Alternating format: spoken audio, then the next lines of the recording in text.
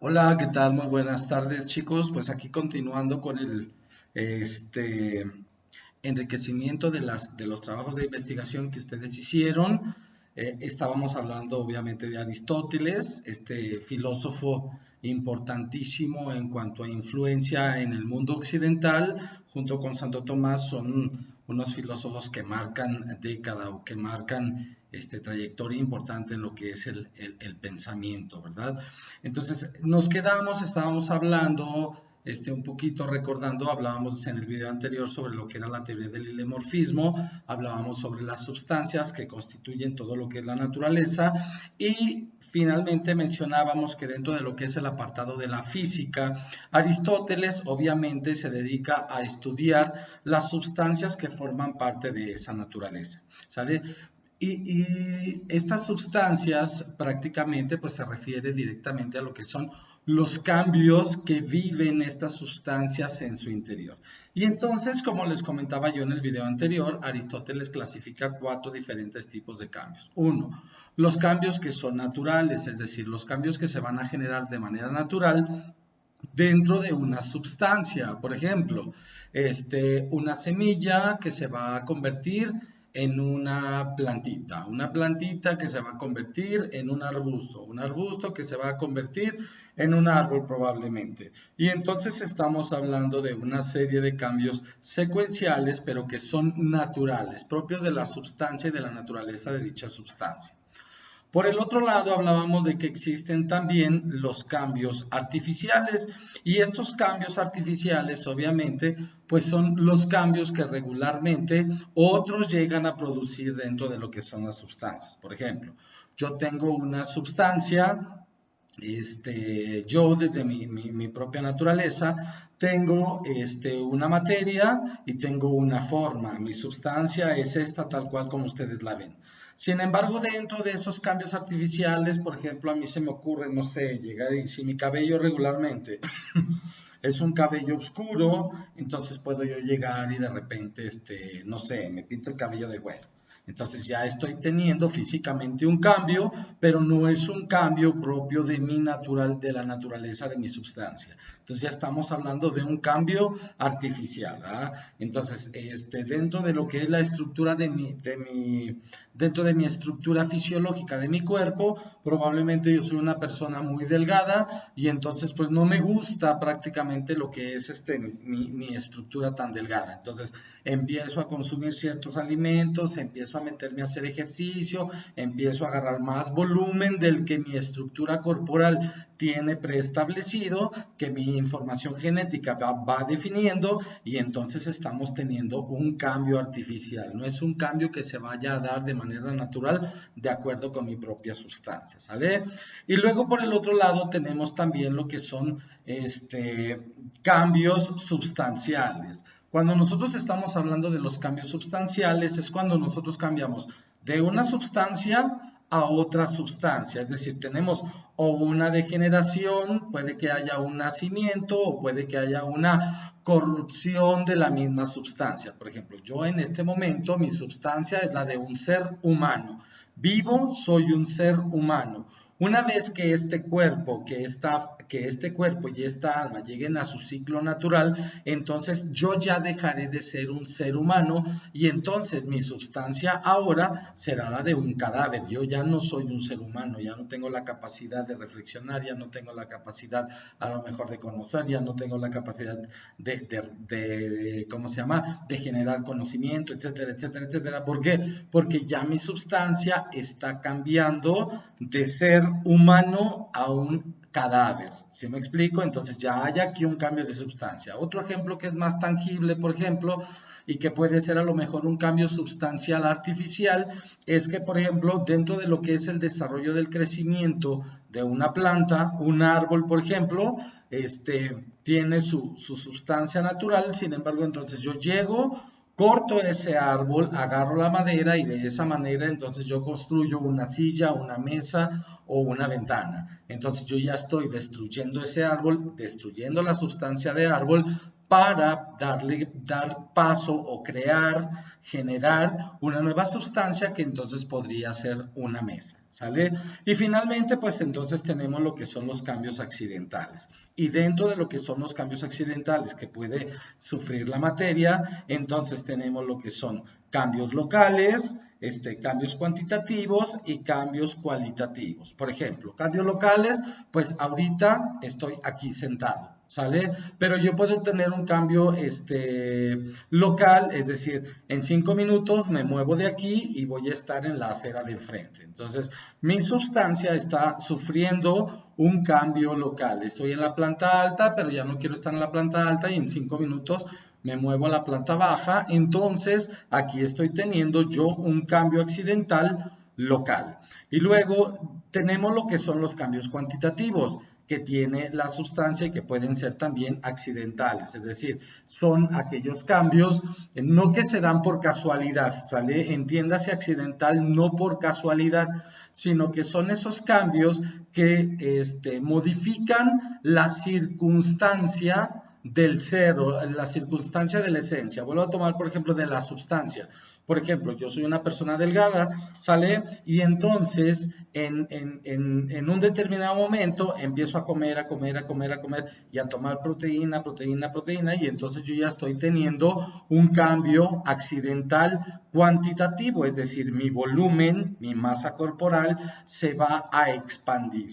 Ya no voy a ser el mismo delgado, ya no voy a tener el mismo peso, ahora a lo mejor voy a ser una persona más ancha, voy a tener un volumen más elevado, ya no voy a ser talla 28, ahora voy a ser talla 32, ya hay una expansión, ¿sale? Y mi peso de 0,80 a lo mejor va a pasar a ser 95 o 100 kilos. Entonces estamos teniendo un cambio cuantitativo, estoy teniendo un incremento accidental dentro de lo que es mi sustancia. Y finalmente, pues lo que son los cambios cualitativos que tienen que ver justamente con los cambios de las cualidades del individuo. De niños a adultos que somos actualmente, pues podemos decir que tenemos cambios cualitativos significativos. Por ejemplo, ahora podemos desarrollar otras tareas que anteriormente no podíamos desarrollar, hoy tenemos otros conocimientos que no teníamos cuando éramos pequeños, hoy podemos hablar probablemente con un lenguaje más fluido, más natural, y entonces estamos hablando de un lenguaje cualitativo con respecto a lo que es la física que estudia este gran señor pensador de la edad del pensamiento de la Grecia antigua, que es el señor Aristóteles. Por otro lado, también cabe mencionar que Aristóteles obviamente también pone una atención importante en lo que es el comportamiento y el desarrollo de la humanidad. Para eso, él se basa mucho en la ética. Una ética que se basa justamente en lo que son las acciones. Acciones que en algún determinado momento él considera que son fines, para eso establece ciertos fines, ¿sale? Pero estos fines, es decir, yo voy a hacer algo porque quiero lograr un fin, ¿sale?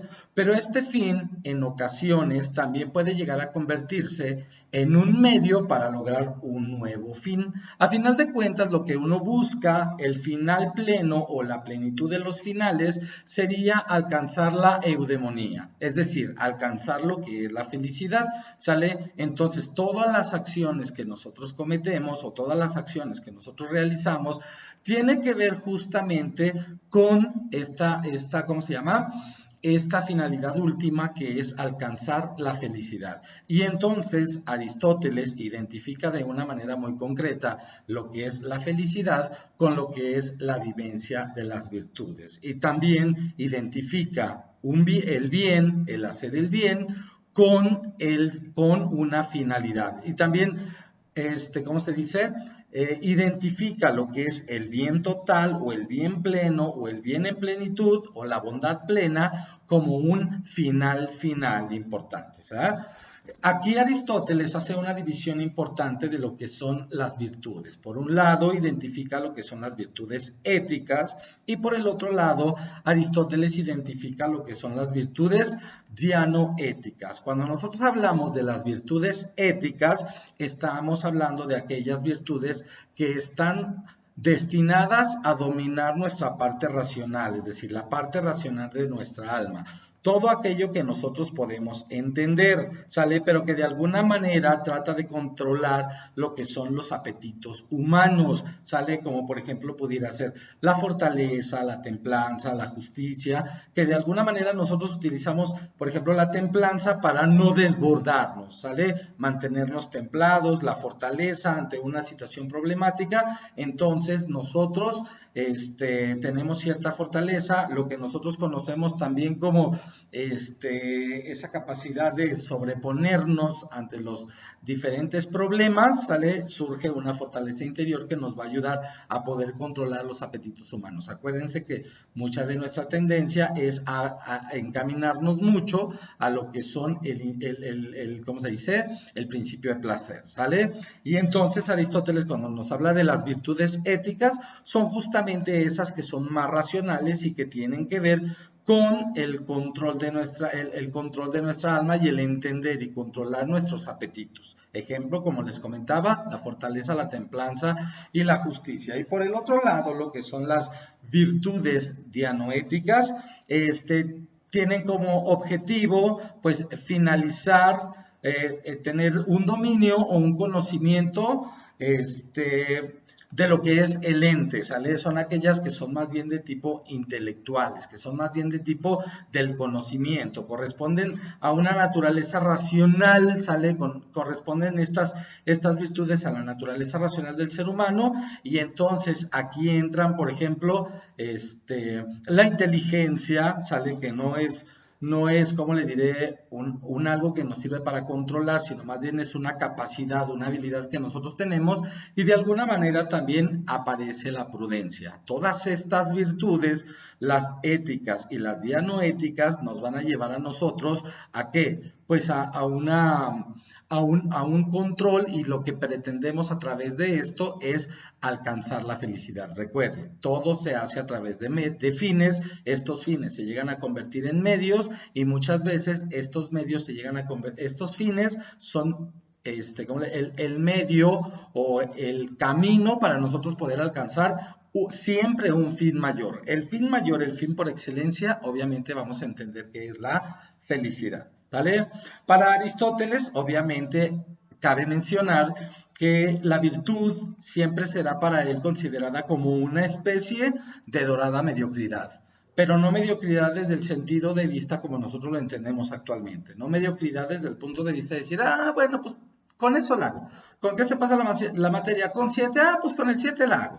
No, esta dorada mediocridad de la que nos habla Aristóteles es hacer referencia a un punto intermedio entre dos elementos totalmente extremos. Por ejemplo, si hablamos de una persona que es valiente, o si hablamos de una persona que de alguna manera trabaja la valentía, tenemos dos extremos importantes que nosotros podemos encontrar. Por un lado, la temeridad. ¿Qué es la temeridad? Pues entonces lanzarnos así de manera intempestiva, lanzarnos así nada más de una manera sin considerar pros, sin considerar contras, sin considerar riesgos, y aún poniendo en riesgo nuestra propia integridad. Eso sería la temeridad. Y por el otro lado, pues también podríamos hablar de la cobardía. Es decir, ni soy temerario, pero tampoco soy cobarde. Soy una persona que soy valiente al momento de tener que enfrentar una situación, pero también al mismo tiempo soy una persona que analiza los diferentes riesgos que yo pudiera, ¿cómo se dice? Que yo pudiera estar corriendo en ese momento. ¿Se fija? Entonces es importante tomar en cuenta que para Aristóteles también es bien importante tomar consideración o analizar lo que es el comportamiento humano en base a lo que es la ética.